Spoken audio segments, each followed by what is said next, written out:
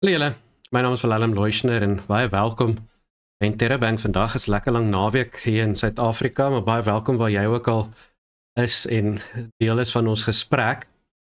Ons is besig om so 'n bietjie te reis deur Markus, die evangelies van Jesus, soos wat Markus dit aan ons skrywe, en ons probeer so 'n bietjie dink aan hoe sou die eerste mense dit gehoor het.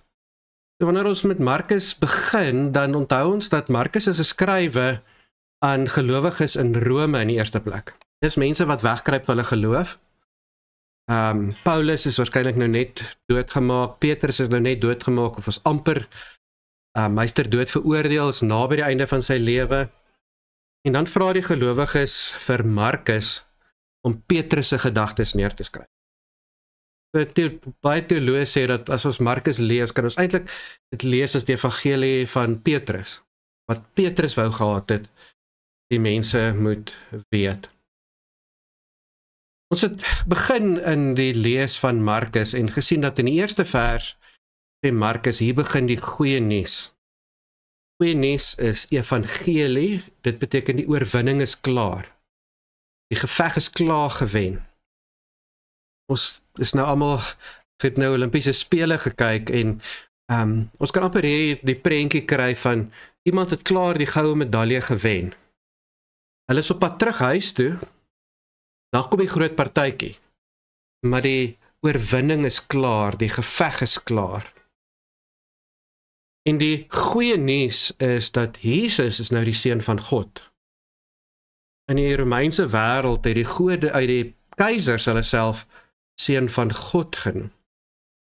En wat Markus sê is, dis nie waar nie. Wat waar is, wat ons kan weet, is dat die seun van God, die keiser, die heerser van die wêreld, die een wat klaar die oorwinning behaal het, is Jesus Christus. Al kruip julle weg vir julle geloof, al is julle in die minderheid, het julle baie dinge verloor om 'n gelowige te wees, onthou net, die geveg is klaar gewen.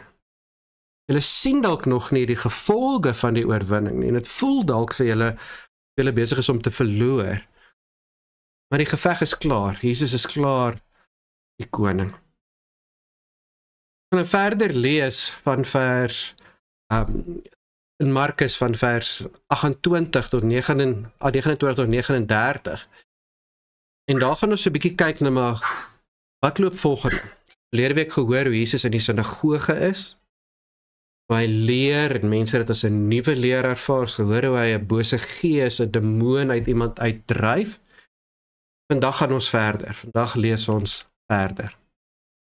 Nadat Jesus en sy disippels uit die sinagoge gekom het, het hulle dadelik na die huis van Simon en Andreas gegaan. Hier kan julle sien is 'n kaart van Galilea, hier is Kapernaum, dis waar hulle was, hier is die sinagoge, hier was die hoofsaal, hier is die kantsaal van die sinagoge, hier is die sinagoge wat uit die 4de eeu uitkom. As jy mooi kyk, sal jy sien, hier kan jy sulke swart stene sien. Daai swart stene is die fundament van die sinagoge uit Jesus se tyd uit. Swart basaltstene. Die wit is later gebou. Dit kom uit die 4de eeu uit, maar die oorspronklike is die swart stene. Hier is 'n kaart van Kapernaum uit daai tyd. Hier kan jy sien, hier is die sinagoge, en hier is Petrus se huis. So hier is sinagoge, as jy afgaan onder toe, kry jy die See van Galilea, so jy met hierdie kaart eintlik omdraai, en dan het die sinagoge, en as jy met hierdie pad afloop na die see se kant toe, dan kom jy by Petrus se huis uit, en hierdie afstand van die sinagoge na Petrus se huis is min, dis 30 meter. Dis soos 'n tennisbaan uit mekaar uit. Hier kan julle sien, is 'n voorstelling van hoe Petrus se huis gelyk het. Hulle het Petrus se huis gekry, hulle het dit ontdek. Hulle het agtergekom dat daar was 'n kerk gebou uit die 4de eeu uit, en toe hulle in die fondamente van die kerk ingaan, toe kry hulle 'n huis met Christelike graffiti, wat vir hulle gewys het dat hierdie huis, wat bo op hierdie kerk gebou is 'n besonderse spesiale huis uit daai tyd, wat deur Christene gebruik is. Hierdie groot vertrek wat hierso is, die vertrek waar die gelowiges in bymekaar gekom het. Hier's 'n uitleg van hoe die huis gelyk het. So hier's die groot kamer waar hulle bymekaar gekom het. Hier's 'n courtyard waar die mense buite was. Die ingang was hier bo gewees. Julle kan sien hier's die skaal 5 meter. So daai vertrek is omtrent 5 by 5, 25 vierkante meter. So hier's wat hulle gekry het. Hier's die kerk wat daar boor gebou is en hierdie sentrale octagon was presies bo-op hierdie groot vertrek. Is presies gebou bo-op die fondament van die groot vertrek waarop die mense bymekaar gekom het. Hier kan julle sien hoe dit gelyk het toe hulle dit gekry het. So hier's die oorblyfsels van die sinagoge en dan hierso is oorblyfsels van ander huise en hier is waar die groot octagon is, waaronder hulle die fondamente van Petrus se huis gekry het. So hier's 'n foto van hoe dit vandag lyk. Die sinagoge kan jy hierso sien. Hier's daai pad wat langs die sinagoge afgaan. Oeps, verkeerde kant toe. Hier is die oorblyfsel. So hulle het 'n dak boor hierdie gesit en vandag kan jy dit gaan besoek. En hieronder is die See van Galilea.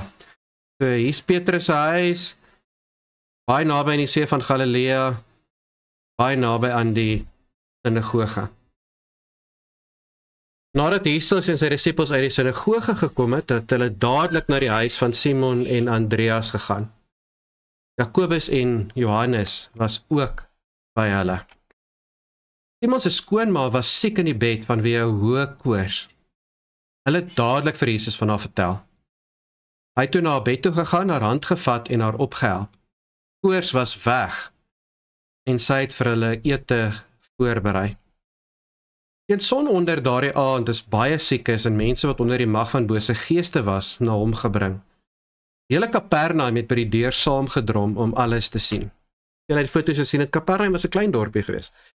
So ons praat van 100 of 200 mense, ons nie duisende wat by die deur saamgedrom en die deur was aan die kant van die sinagoge geweest. Jesus het baie siekes met allerlei kwale gesond gemaak en baie bose geeste uit die mense gedryf. Maar omdat hulle geweet het wie hy is, het hy hulle die swye opgelê. Nog voor dagbreek die volgende oggend het Jesus opgestaan en alleen op 'n stil plek gaan bid. Later het Simon en die ander mense by hom agter Jesus aangegaan. En toe hulle hom kry, sê hulle vir hom, almal vra na u, die hele dorp is hier, hulle wil weet waar hy is.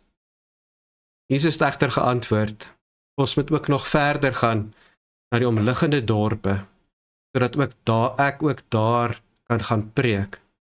Dit is immers waarvoor ek gekom het. So het hy dan deur die hele Galilea aan hulle sinagoges gepreek en bose geeste uitgedryf.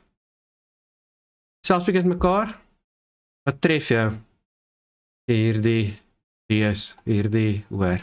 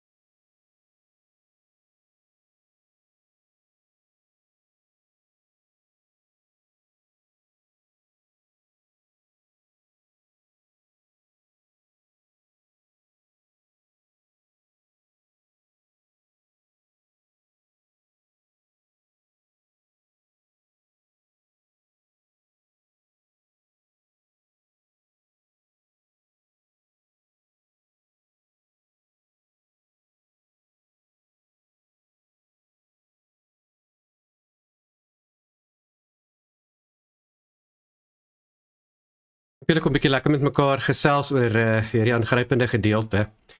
Ek wil so 'n paar gedagtes met julle deel. Maar voor ek dit doen, wil ek graag vir julle iets sê wys. Daar's mense wat vir my gevra het oor hoe dit lyk wanneer ek preek skryf. Ek wil graag vir julle vinnig net wys hoe my skerm lyk wanneer ek preek skryf. Ek gaan dit vinnig vir julle wys en dan ek gou kyk waar.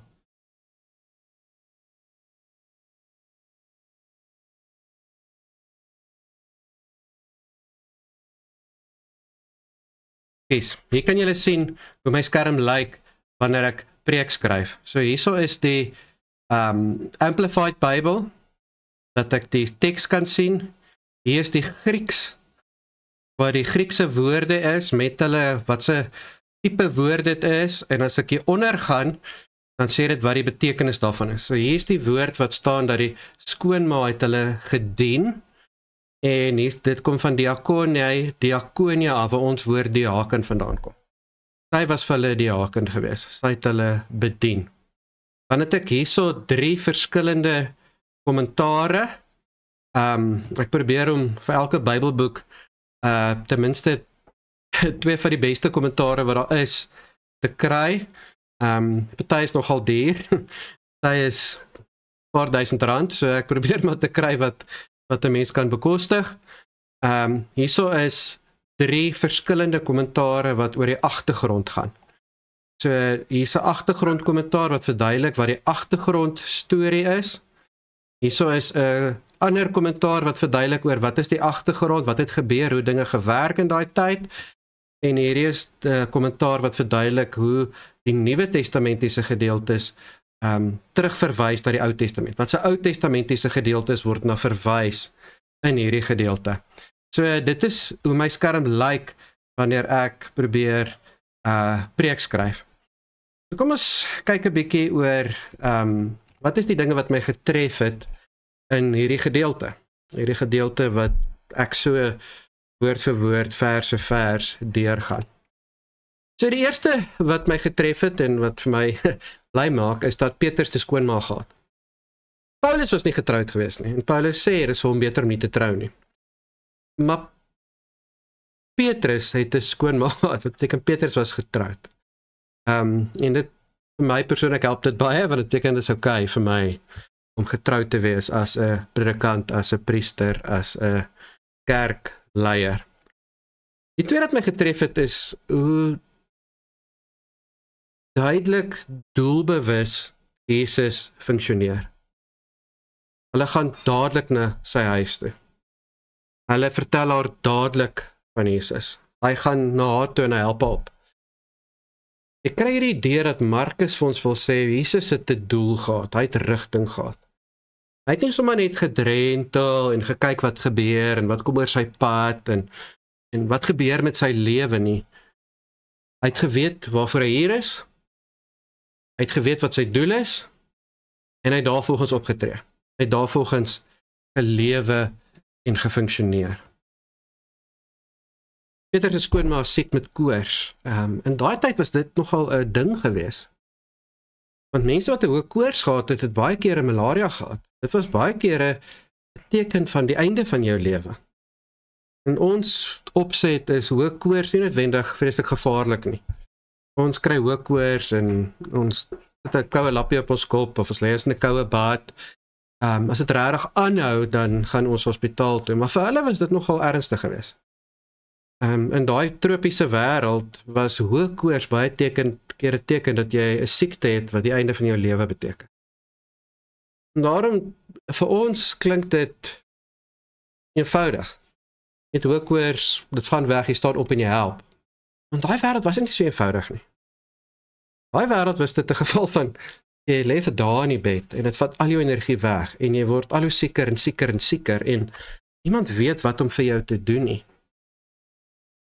As Jesus aan haar vat, dan vat hy nie die siekte weg nie, maar gee vir haar krag terug. Sy kan dadelik opstaan. Sy is dadelik reg. Selfs in ons tyd, as iemand malaria het en ons kan vir hulle medisyne gee, dit vat 'n ruk voordat hulle weer hulle krag terugkry. Sy staan op, sy het dadelik haar krag terug en sy dien dadelik. Wat doen ek en jy met die ding wat Jesus vir ons gee? Wat doen ek en jy met die kennis, die ervaring, die wonde? Hoe gebruik ons ons woorde, ons werke, ons wonde om te dien? Om diakens te wees? Diakonia, diensknegte. Dink 'n bietjie aan alles wat Jesus al vir ons gegee het. Keer was ek en jy al siek geweest, of keer was ek en jy al moeg, of keer was ek en jy al uitgeput. En wanneer dit dan vir jou oukei is, wat maak ons daarmee? Afrika het ons hierdie naweek 'n lang naweek. Asof almal voor die lang naweek wel vodde was. Ek sê, ek het 'n naweek nodig, ek het nodig om te rus, ek het nodig om uit te rus, ek het nodig om my krag weer te kry. Wat gaan jy daarmee maak? Nie maak met die herstel wat God vir jou gee. En son onder kom mense na toe. Hoekom is son onder? Dit was die Sabbatdag gewees, dis kom hulle in die sinagoge was, en op die Sabbatdag is van son onder Vrydag aand tot son onder Saterdag aand. As jy Saterdagoggend sinagoge toe gaan, is dit in die middel van die Sabbatdag. En tot son onder Saterdag aand is dit Sabbatdag. Eers teen son onder Saterdag aand mag jy weer beweeg, mag jy loop, mag jy begin werk. So Jesus maak Petrus sy skoonma gesond op die Sabbatdag, wat hy nie mag gedoen het nie. Die mense hoor daarvan, maar eers die aand kom hulle, want die reëls hulle te belangrik. Die reëls is te belangrik om dadelik by Jesus te kom. Ek gaan wag tot die reëls my toelaat. Son onder kom die hele dorp. Nee, nou mag ons, nou wil ons vir Jesus sê. As ons nie mag nie, bly ons weg.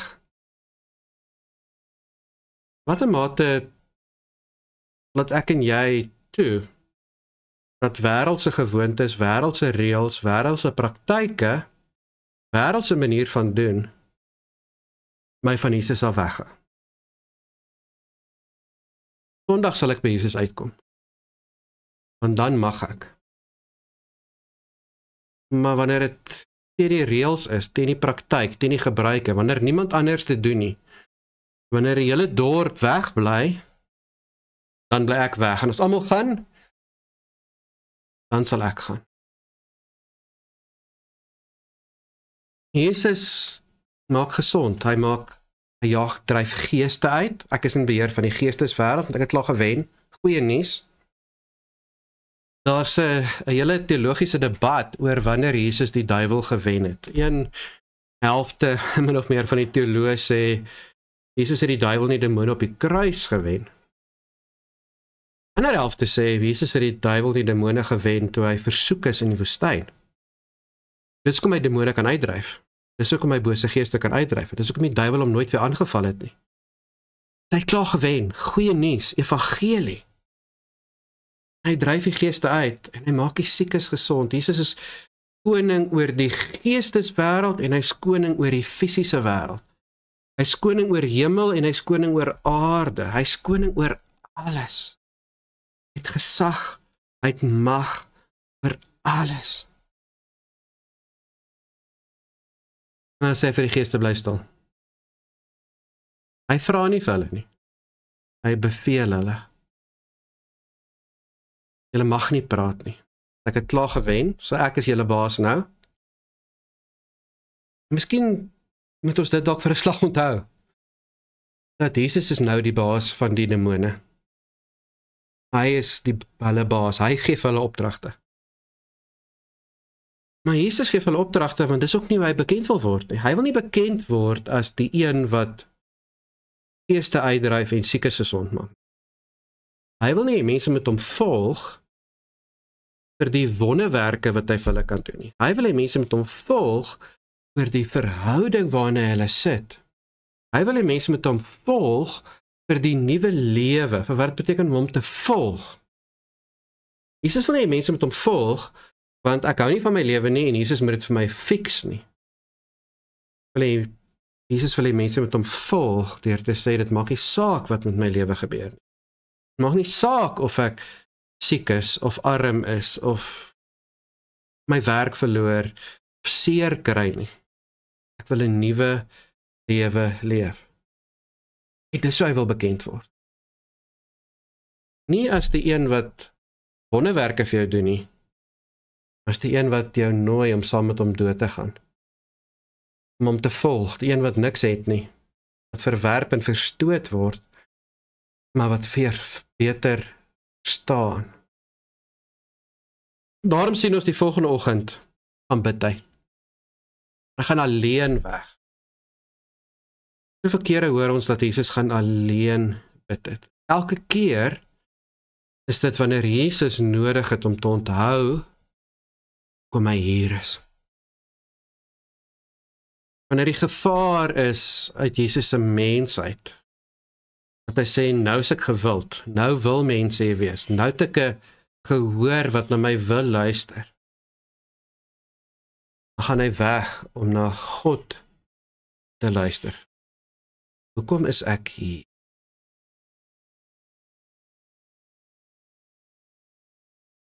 Hoe klink my en jou gebed? Wat sal gebeur as ek en jy in die oggende wanneer ons opstaan, in plaas van om dadelik ons foon te gryp, na ons boodskappe te kyk, in plaas van om dadelik ons e-mails te lees, in plaas van om dadelik op Twitter te gaan om te kyk wat in die wêreld gebeur, ons net 'n paar oomblikke stil word en sê, Here, hoekom is ek hier? Dis my roeping. Waarvoor het ek gekom? Wat sal gebeur as ek in die oggende opstaan? Ons eerste reaksie is, ek wens, was liewer klaar dood, want dan was ek by God. Maar terwyl ek hier is, waarvoor het ek gekom? Waarvoor het God besluit om my nou hiernatoe te stuur? Na hierdie land, na hierdie stad, na hierdie omgewing, na hierdie familie, na hierdie werk, na hierdie vriende. En dan wanneer die disippels na Jesus toe kom, dan sê hy, ek het nie gekom om almal gesond te maak en geeste uit te dryf. Ek het gekom om preek. Dink 'n bietjie oor wat dit vir ons beteken. Dink 'n bietjie of mense daar is wat daarop aandring dat Jesus hulle gesond moet maak. So mense daar is wat dink dat siekte is 'n straf. En as my geloof net sterk genoeg is, sal God my gesond maak. Dis ek het nie gekom om siekes gesond te maak. Hoeveel kerke is daar vandag hulle naam maak as kom na ons toe, ons sal jou gesond maak. En Jesus sê dit is nie waarvoor ek gekom het nie. Hy kon maklik daar gebly het en hulle sou hom die koning gemaak het van Galilea. En hy kon almal gesond gemaak het en hy kon al die geeste uitgedryf het en hy kon 'n wonderlike lewe gehad het waar almal hom dien en aanbid. Dit is nie waarvoor hy is nie. Hy sê om goeie nuus te bring. Dat hy nou in beheer is, hemel en aarde. Dat hy klaar gewen het, dat daar 'n nuwe koninkryk is, dat daar 'n nuwe manier van lewe is. En dat jy hiervan kan deel wees. Julle wat in Rome in die katakombes wegkruip, julle geloof, Jesus is nie gekom sodat julle allang kan lewe nie. Jesus is nie gekom sodat julle kan gesond wees nie. Jesus is nie gekom om julle te beskerm teen die Romeine nie. Jesus is gekom sodat julle kan 'n ander prentjie van die wêreld hê. En nou maak dit nie meer saak of ek doodgaan of siek is, swaar kry nie. Ek verstaan die wêreld anders. Ek sien die koninkryk anders. Ek verstaan myself anders. Sou jy waarvoor jy hier is. Dis wat Jesus doen. Hy gaan preek. Hy leer hulle, en hy wys. Kom ek leer julle, daar's 'n nuwe koninkryk? Kom ek wys julle dat ek gesag het? Kom ek wys julle dat ek goed sê wat ek kan sê, wat ek sê? Aangrypend hoeveel bose geeste daar in sinagoges is. Aangrypend dat Jesus na sinagoges toe gaan, bose geeste daar kry. Aangrypend dat Jesus na geestelike huise toe gaan. Mense kry wat die verkeerde dinge aanbid, wat die verkeerde dinge volg, wat die verkeerde prioriteite in hulle lewens het. Aangrypend dat Jesus na geestelike tuistes toe gaan. En dat bose geeste gemaklik is. Wil nie bang is nie. Dat dit vir hulle okay is om daar te wees, want die mense wat hier is eintlik net hier omdat die reël sê hulle moet hier wees, uit gewoonte uit. Nie omdat hulle regtig glo, volg nie. Jakobus skrywe, en dan sê hy, glo julle dat daar net een God is, die bose geeste doen dit ook. Dit maak hulle bang. Glo jy dat daar een God is, en glo jy dat Jesus God is, en dink jy dit gaan jou red? Dis presies wat die bose geeste glo. Lewe jy anders? Glo jy net? As 'n God, Jesus is God, Jesus is 'n beheer van die wêreld. Dit maak jou niks beter as 'n demoon of 'n bose gees nie. Presies wat hulle glo. Meer nog, dis wat hulle weet. Hulle is meer seker daarvan dat daar net een God is, en dat Jesus die heerser van die wêreld is, as wat jy is. Dink jy die bose geeste gaan gered word? Jesus sê nee, ek is in beheer. Maak gesond die Sabbatdag, ek is in beheer van reëls. Jesus sê, dien. Verander jou lewe, sodat jy vir my kan lewe, nie sodat jy vir jouself kan lewe nie, nie sodat jy met kan aangaan met jou lewe nie. Ek is nou in die een koning, ek het beheer oor die geesteswêreld en die aardse wêreld, ek het beheer oor die hele skepping. Sien jy dit? Weet jy dit? Leef jy dit? En onthou jy hoekom jy hier is?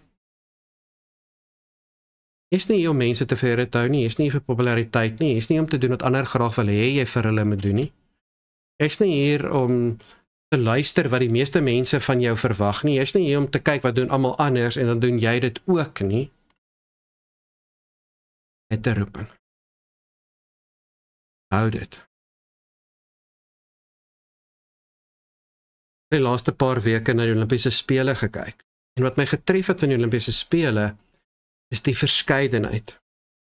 Daar's 130 kg stoeiers en daar's 40 kg gimnaste. As die 130 kg stoeier gaan probeer om 'n gimnas te wees, of die 40 kg gimnas gaan probeer om 'n weightlifter te wees, gaan hulle faal. Om in die Olimpiese Spele deel te neem, moet jy weet wat jou sport is. Jy moet weet wat jou item is. As die 100 meter atleet gaan 'n marathon hardloop, gaan hy dit nie maak nie. Hulle sê atleet. Wat is jou wedloop? Wat is jou reisies? Waarvoor het jy gekom? Hou jy dit en hardloop jy daardie reisies? En is jy okay daarmee om te sê, as die hele wêreld nalope doen, die hele wêreld 100 meter hardloop, en hulle is almal moeg en uitgeput, want hulle is heeltyd voluit besig, gaan ek dit nie doen nie. Ek is hier om die geloofswedloop te hou. Dit is 'n ander wedloop. En was ek die enigste een by my werk, en die enigste een by my huis, en die enigste een in my familie, wat my wedloop hardloop, gaan ek my nie laat afsit, deur waarmee ander besig is. Gaan ek nie my fokus verloor, ek sien wat ander doen nie, gaan ek nie soos ander probeer wees nie. Ek weet waarvoor ek hier is. Ek is hier om ander te vertel. Ek is hier om te sê daar's 'n nuwe wêreld, 'n nuwe koning, daar's goeie nuus. Jesus het klaar gewen. Hy is die koning. Hy is in beheer van die wêreld. Daar's 'n nuwe manier van lewe. Goeie lewe lyk anders, effektiewe lewe lyk anders. Ons is met die verkeerde wedloop besig wêreld.